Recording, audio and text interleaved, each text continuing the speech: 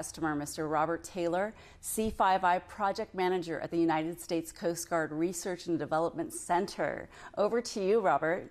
Thank you, Marlo. As Marlo said, I'm Rob Taylor. I am a project manager at the Coast Guard Research and Development Center in New London, Connecticut. And I've been with the project for bringing augmented reality and extended reality technologies to the Coast Guard. I started that in 2017, and I'm happy to be here to share our initial findings. In this session, we'll be covering the events that led up to the United States Coast Guard selecting its use case, our joint development process, and the ultimate solution that was developed, the augmented reality maintenance aid. We'll also talk about lessons learned. And please ask your questions anytime during the session through chat, and we will answer as many questions as we can get to. And if not, you have my contact information, so feel free to call or email anytime. For 10 years, Avatar Partners develops products and services for air, land, and sea. We help you deliver and manage precise, heavy-duty XR in real production environments. As an open platform, we integrate with your environment, hardware, and systems, giving you complete flexibility and control. Our Simplify XR framework enables configuration management, scalability, content management, rapid updates to field devices, AI and sensor integration, and virtual collaboration. Everything your company needs to ensure that your XR strategy executes to your key performance metrics coherently, standardized, and of the highest quality, while ensuring low-cost sustainment as your XR ecosystem grows. Moving on to the U.S. Coast Guard. Robert, over to you.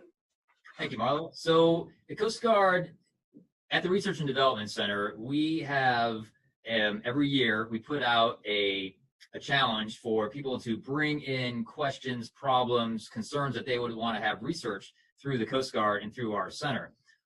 It's kind of like a competition where the best ideas float to the top, and we go ahead and pursue those and see what ideas are out there that could assist with the field technician in really doing a better job with the tools and the technologies that we have.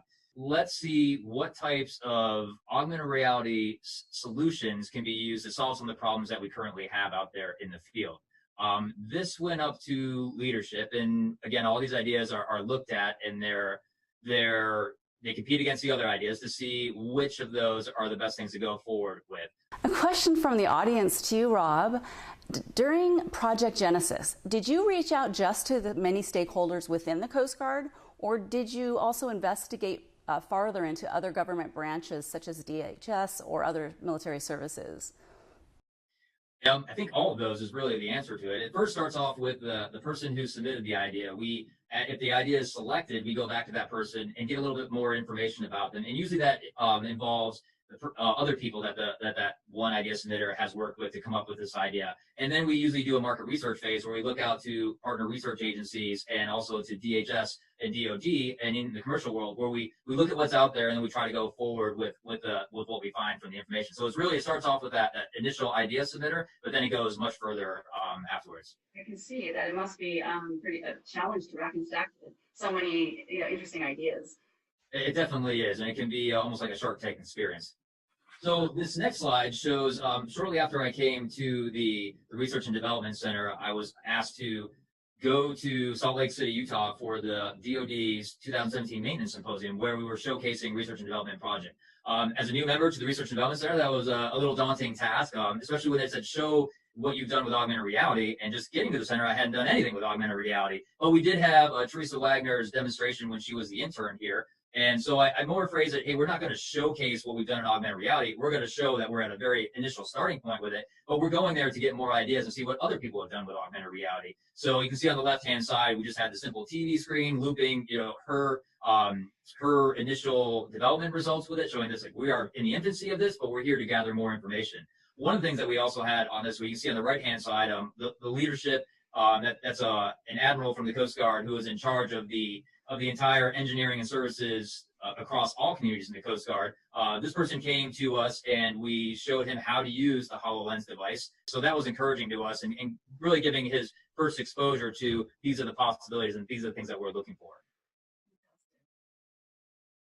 And right behind our exhibit was Avatar Partners. And you can see, again, on the left-hand side, they had this model of an F-18 aircraft, and they had a use case with it that showed troubleshooting the landing gear. And I think Marla will talk a little bit more about it, but this was our first really introduction to something that would be applicable to Coast Guard with our air assets and even surface assets. We saw how it could translate into many different things that we do on the maintenance side of things. And I think Marla will talk a little bit more about their use case. Yes, thank you, Rob. 5 years ago, we were approached by the U.S. Navy maintenance community who, like the Coast Guard, were looking to solve equipment readiness issues. At the time, the captain responsible for aviator mission success for the F-18 and Growler aircraft gave us a challenge. Could we develop a training system that would increase asset availability by addressing the top aircraft maintenance challenges? His goal was 1 additional F-18 per squadron. Working closely with many different stakeholders, we needed to prove to ourselves that AR was ready for primetime military use. Because up until then, no such thing existed. We used our internal R&D funds, and we worked closely with the Navy to develop a mixed reality training solution and job aid for a complex wiring issue.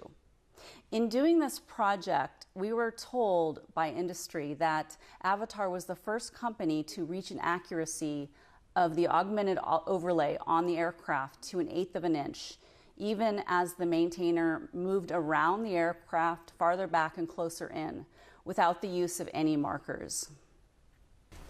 What became known as the augmented reality maintenance aid is actually a mixed reality solution that provides step-by-step maintenance, training, and on-the-job performance that allows the maintainer to train or use it on the aircraft in real environment or without the equipment or open space, on a virtualized model-sized scaled-down aircraft or a virtualized full-scale life-sized aircraft. Our initial test results indicate a reduction in time to troubleshoot by 75%. Also, a reduction in time to train by 85%. And an unexpected metric is that it enabled novices to perform near to the experience level of an expert technician. So when we were looking at a use case, we went to different parts of the Coast Guard and we said, give us your challenges there. So 87-foot patrol boats for the surface side of things, steamship inspections from the maritime centers, depot level maintenance across the Coast Guard, schoolhouse training from different communities, armory inspections, strike team, the oil response inspections, and container ship inspections. We talked to different people within where they were subject matter expertise of each of these areas, and we talked to them and tried to gain insight into some of their challenges. And after we had all this data, we partnered with MIT Lincoln Laboratory and shared this information with them, and they talked us through some different ways to evaluate, and we came up with these factors of, trying to choose the right one. Which are the ones that people were excited about? You can see the overall assessment. They're excited about the technology coming to them, that they really would be engaged with us, because we don't want to solve a problem where the people who have that don't have the time or the interest to follow all the way through with this. We want someone who's going to be very invested in the process. What were those use cases that had a possibility of making a huge impact in the Coast Guard? And where could we measure those differences? Is it easy to measure, or would it be hard to measure? We wanted something that we could easily measure so we could show those statistics on improvements. And complexity, those things that are very complex versus a less complex solution. We wanted to identify those. So it's like, if we tackle a more complex problem, that's going to show us the change between something less complex to high complex. But we also want to go with something potentially that's less complex, just so that we're successful in our first stab at it. Implementability. How easy is it to implement across the Coast Guard? And that telepresence part about it, when we talk about remote assistance, whether if you think about Skype or FaceTime, instead of having to travel somewhere, if you use this device to be able to teleport yourself there, subject matter expertise, rather than do the actual travel, which cases would bring out that telepresence part of it? And then that immersing yourself in that AR experience, which were the use cases that really allowed you to understand and to see the technology and to know where we were going with it. So we combined the schoolhouse training with the engine, 87-foot engine troubleshooting, and we talked to our Surface Forces Logistics Center, which is responsible for all the repairs and depot level maintenance across the entire surface community assets. So They had just gotten back from a trip where they visited an 87-foot patrol boat, the Amberjack, in Jonesport, Maine, and they were called to troubleshoot an engine problem that they had. There was no maintenance procedure for it at the time where someone could just grab a card, follow the steps, troubleshoot it, and repair it. So they had to send an expert from the Surface Forces Logistics Center in Virginia to go travel to Maine to spend a few days to go ahead and work from it. And the slide that you see in the left and the middle is after the person came back from that visit, putting together pictures and a PowerPoint with arrows, trying to work through and explain what had been done and how they would solve this in the future. So this person that we talked to was pretty excited about having an opportunity to take something that they had just completed and turn this into a test for an augmented reality to see what were the possibilities of then taking this thing they had just accomplished, bringing some technology on it to make it something that they could bring out later to solve future problems, but not only this problem, but other problems that would have. Because in reality, this assist team only has a few subject matter experts. They're on the road continuously from one asset to another trying to solve problems. And if they could do something like this in a virtual presence way, that was something that they were interested in seeing that could be accomplished. Yes, I'd like to take a pause here, Rob, and actually, give you a serious shout out on this, because many times what we see when we go into organizations is that there are so many competing ideas and not necessarily driven for the right reason. They might be because, like you said, it's an answer looking for a problem, or it's some kind of cool tech idea. The fact that the U.S. Coast Guard really used a wide, your whole, that your all levels of the organization to from the top level down to do, to see what is the most relevant, what would be the most useful, and then from there going to a more detailed analysis is it's really the way to go. It's something that we philosophically as a company think it's the only way to go, because otherwise what we've seen is a lot of prototypes getting developed all around the organization, but nothing is really leading the pack. There's like no one leading the charge, if you will.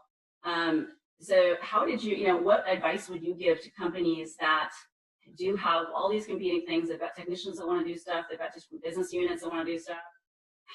What would you recommend to leadership of a company in terms of how to approach AR and the sequence of different projects? Right. So I think the first thing, and I can speak to our challenges with it, is you have to have a sponsor that's intimately involved with the problem that's at hand. We're very fortunate. We have a sponsor from our ForceCom, which our Forces Command training. They're responsible for training across the Coast Guard. His name is Commander Brian Burkhalter, and he has been with us every step of the way. Every meeting that we have, every visit that we go to, this is someone who's seriously invested in making this work. If the idea is handed off to us and our sponsor's not very engaged and our stakeholders, everyone has competing priorities, if they're not able to be with us along the way, then by the end of the time we're done with this, we're going to turn out a product that really will not meet the needs that they were really going for. So having someone who's willing to make that time investment, and if you're not able to make that time investment, maybe it's not the project that you want to invest in and go forward with. So I talked about Commander Brian Burkhalter being the perfect sponsor for us that we've had. And then the person that I suggest from the Surface Forces Logistics Center Assist team, her name's Senior Chief Laura Lee Tomlinson. And what she did to us is that she was just as engaged as Commander Burkhalter was. She's the one who went on that initial trip, came back, documented it, provided us this trip report, and was very, again, enthusiastic about the project. And whenever we needed something, whether it was equipment to do the development, whether it was the testing, to showing the people how you do the maintenance procedure, to doing it itself, just as invested, just as engaged, and just as much as an integral part of it. So having those two people with us, I could not have done any part of it without those two. And I think that's what you need. You need a team who leadership is allowed to focus on the problem at hand and is willing and excited enough to be part of it through the entire process. Fantastic. That's great advice. So again, this is just more of us on the left-hand side. This was a representation showing, hey, we can have cautions in there that are relevant at the time. Like if you do this wrong, then you are going to damage equipment, or you could injure yourself. So it's just showing leadership that this was possible with this technology. And here on the top side, you can see Sam and I briefing another aspect of our leadership at the time and this person was in charge of our entire mission support area of the Coast Guard. So again, and you can see in the bottom, just a new person trying on the technology, going through it, and just being exposed to it. That's what we were about. But at this point, we'd reached the limit of what we could do professionally with this, and that's where we went to the next step. And the next step was really, we knew we had a method that most of the Coast Guard we were dealing with paper manuals, on-site instruction. If that doesn't, if the paper manuals don't give the desired effect. So the issues that we had, like this is time consuming. When we have a one-off without some type of something more than a maintenance procedure card, can be limited retention of knowledge that we have. And plus, it's if you make a mistake on there, you can, like in the case of our use case, it would be about a $50,000 mistake if you don't do the maintenance correctly. So you have that limited knowledge, you don't do it that often, and you have the effort and you have the potential of making an error that could damage equipment, be very costly, and the worst part of that is that asset was then out of commission for, it could be a 1 week, a 2 week period when that asset could be out there saving lives. So that's one of the things that we really wanted to focus on. So the thing that we were looking for was that step-by-step process that we could do that would be most quickly get the asset from broken to repaired and back out there in the field operationally. Wonderful.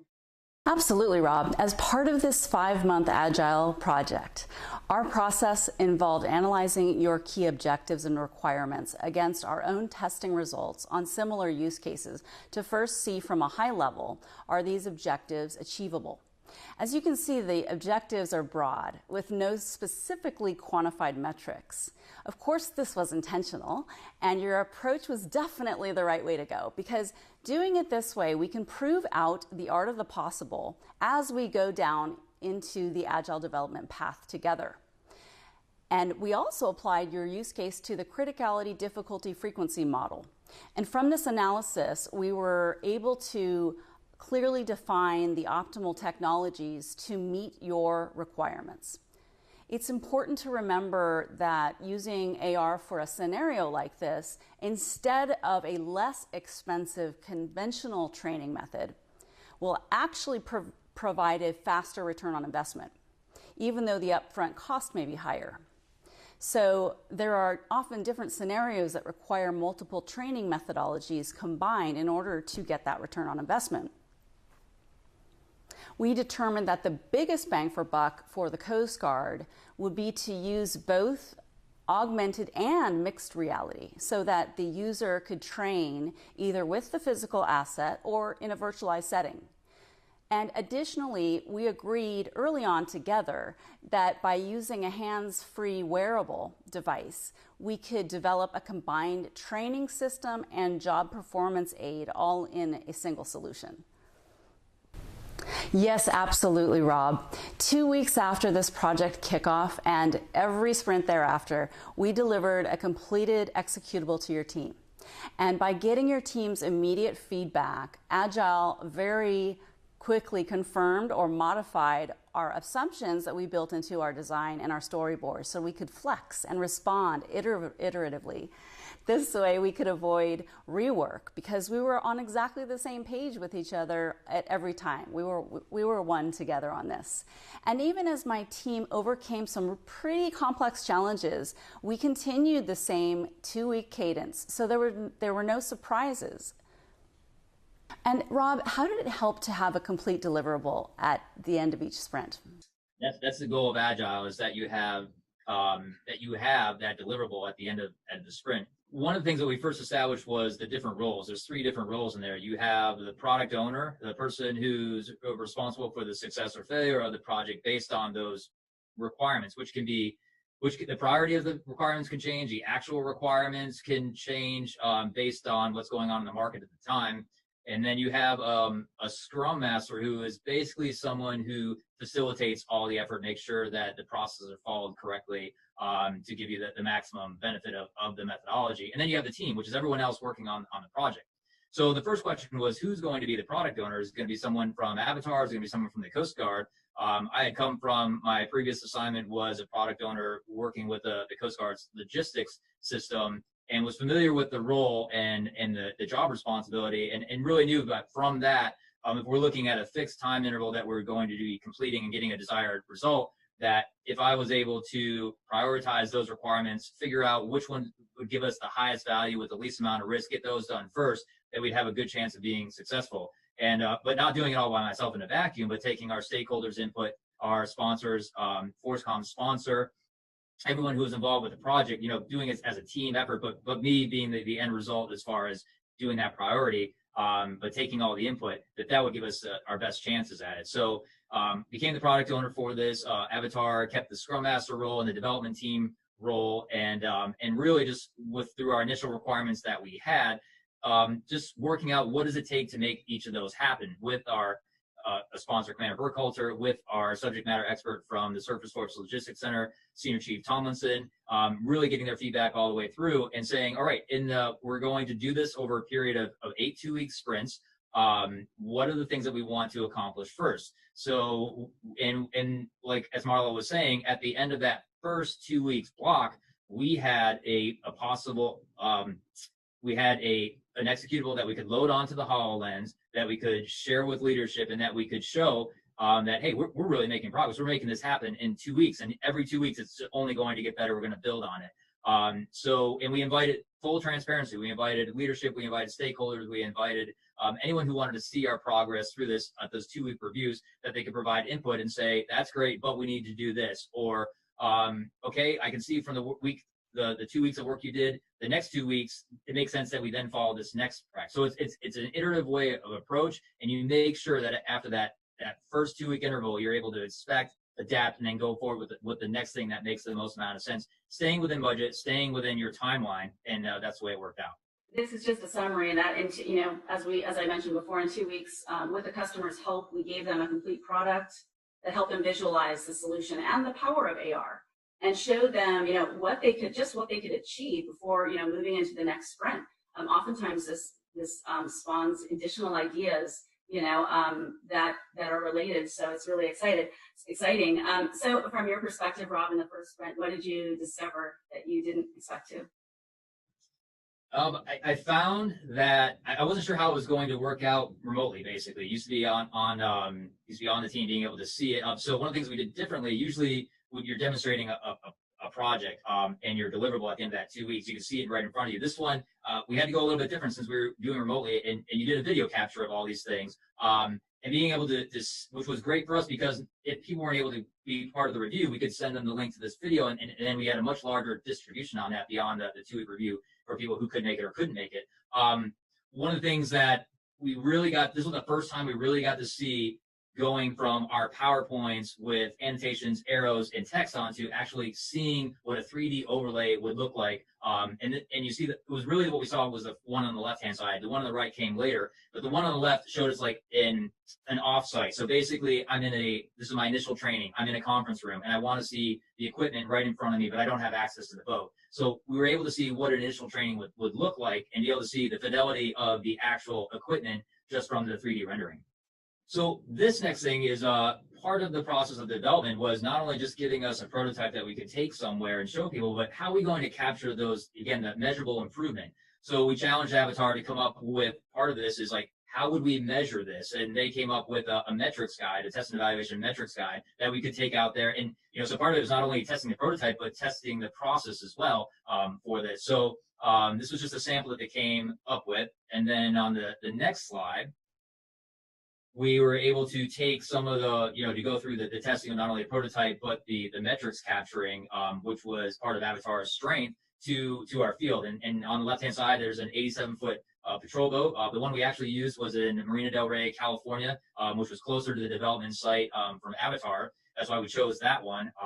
But this one was actually done in New London, Connecticut, at the Coast Guard Academy. There's a boat, the patrol boat, the Coho, that's stationed there. And the member in the middle is MK3 Sprock, which he was a journeyman mechanic that had been on the boat for 3 years. So pretty much as a machinery specialist, he'd seen everything on that 87-foot patrol boat. We put the device on him. He'd never seen a HoloLens, wasn't a gamer. You can see by his expression, he looks like surprised, right? There's like kind of like a wow factor on there too. And his response was, I've developed this expertise over 3 years of this boat, and I'm looking forward to seeing that someone who doesn't have my level of knowledge, expertise, and skill might be able to do the same things that I'm doing. It was almost like my job is I'm worried about my job, but obviously not worried about your job, but really like this is an unfair advantage, right? You know, I take a lot of years to gain this skill, this expertise, this credibility, and what someone can throw on this device and have not maybe the same level skills, but can be up to speed with me. I'm not sure how I feel about that. So while this was everything's going through his mind at the same time, still being able to recognize that this could be a game changer in the way of maintenance, of training, and a new way to get things out there that would reduce labor and increase asset availability. And we can also see that this would be an adjustment for those senior technicians potentially that have really worked hard to gain this specialized knowledge, and only to have someone new come into the Coast Guard, put on a device and be like, I can do that too.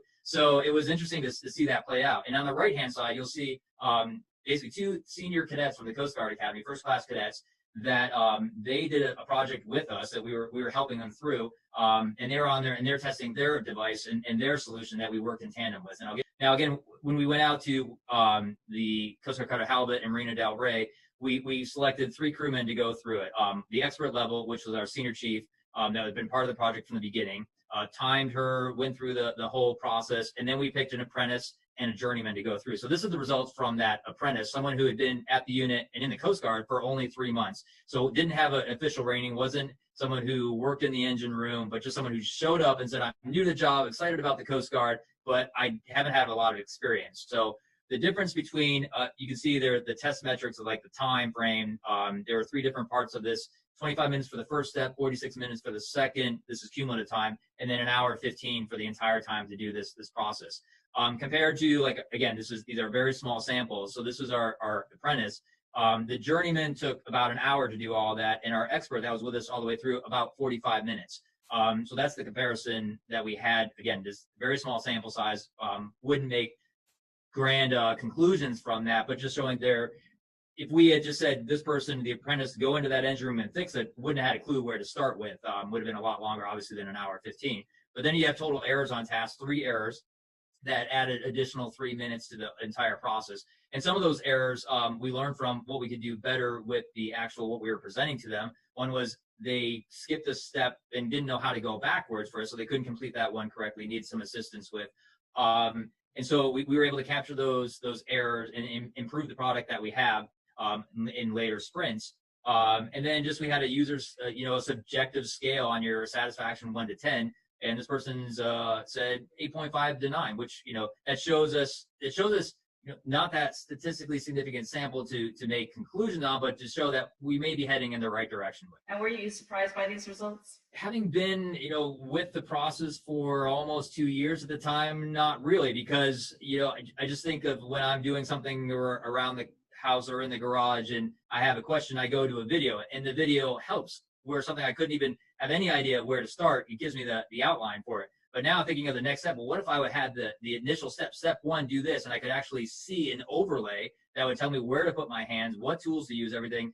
That would make me be able to do almost anything. So I kind of expected these results with it. But again, this one thing to realize is that, this was an introduction, like introducing the Coast Guard to the potential of augmented reality. This is not a solution that we're going to take out and ship enterprise-wide tomorrow, and everyone will have HoloLens on their head and they'll be able to do this. There's so much that needs to be worked out from it. But one of the things that we're trying to get through this process is a roadmap of how we go forward and how we very cautiously and very thoughtfully go forward and bring some of these technologies to the front line. Yes, challenges and lessons learned. These challenges apply not to just across our customer base, but really across the industry. And we want to support our peers and partners by openly sharing this information so that we can all benefit, especially so in this case, the United States Coast Guard and their mission to protect our country.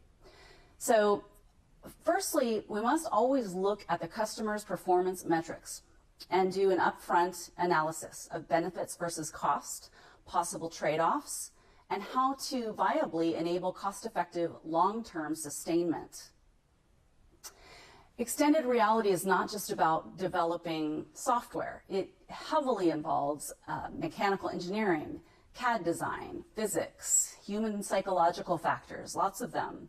And these all play a huge part in the success or failure of a project. So it's especially important to validate the training materials or any other inputs that the customer gives you by actually going out and carefully watching the process itself in action in the real environment as it's currently performed by a subject matter expert.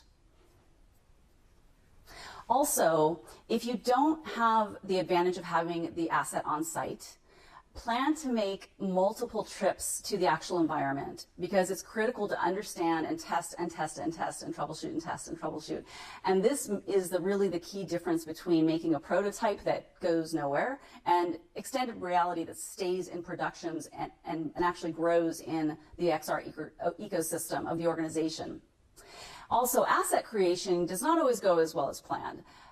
Even if you get CAD assets, they can contain too much data or too little data, or actually the wrong type of data. So using a scanner or 3D automation software may help. 3D scans also should include the entire compartment room that you're developing for, and this can help you identify dimensions much more easily.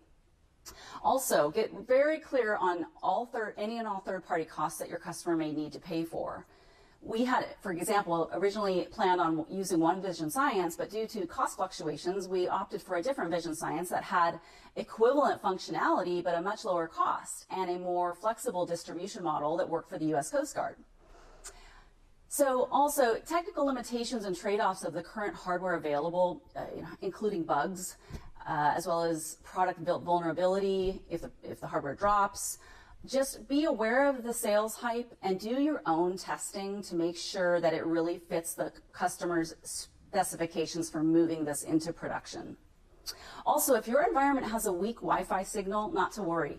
There are low-cost universal 4G booster solutions that allow for remote assistance, even in the deepest compartments of a boat, and we were able to overcome that fairly easily. So those are really good points there for the lessons learned, and being alongside the same way that we were for the development, we could see those challenges and be part of those and know, as we're looking at our roadmap, what to do next, keeping those into consideration, which was really helpful. So this is our slide from our project quad. Basically, this is out on the internet for anyone to see, but it gives us an outline of the things that we're trying to accomplish through the project objectives. Gives a list of the people that are involved with it and our key milestones and deliverables. So right now, where we are with it is we had the prototype delivered last September. Our preference at the time was to go right forward from that prototype delivery to the next step, which was the limited user evaluation, where we would travel around the Coast Guard with this prototype and introduce 87 crew members to it and get their feedback and really get those numbers as far as the metrics and to figure out how much an improvement that we could get. One of the things that when we talked to, again, having our sponsor and subject matter expert involved with it, felt like the hardware technology, the HoloLens 1, wasn't ready yet because it's fragile, one, and the gestures that you have with it are not as intuitive. And I think originally we would have gone forward with that despite those limitations, but we knew that the HoloLens 2 was coming out, and that introduced gestures that would be much more intuitive to the user, much more natural, and that if we waited to the HoloLens 2, we're able to get that and do some upgrades from the original solution to that the user experience would be much more, I'm trying to think of the right word for it, but their first time seeing it, using it, they would really get a feel of what we were trying to accomplish. And it wouldn't be as artificial trying to come up with these pinch gestures, instead of being able to use and to swipe things from side to side and to be able to pull things out. Those are the types of gestures that we really wanted to bring in. And both of our sponsors felt that having that, since it was just around where we're trying to go, but by the end of this is having, when we deliver prototypes to each of these communities, having that roadmap, seeing what the challenges, capturing all those challenges, and then putting them out there to leadership so that when we decide, if we decide to go forward and introduce this through the Coast Guard, what are those things that we really need to consider to make it a success, to make it such that the burden is decreased and not increased from a new technology, and then how we sustain that. Because really, it's easy to introduce something. It's really hard to sustain it and make it work with all the other pieces that we're trying to have it fit with. So those are the things that we want to consider. Those are that is the real deliverable of this project, is that roadmap and not these individual prototypes. Those are our learning methods. And then by the end of this, we're planning by the middle of 2022 is to be complete with this project and then give this to our ForceCom sponsor and see what they want to do next steps wise as far as bringing this technology to the Coast Guard. Well, thank you so much, Rob. Again, it's an absolute honor to support the United States Coast Guard in achieving your objectives of asset availability and reducing labor burden in order to keep our shores safe. Thank you so much.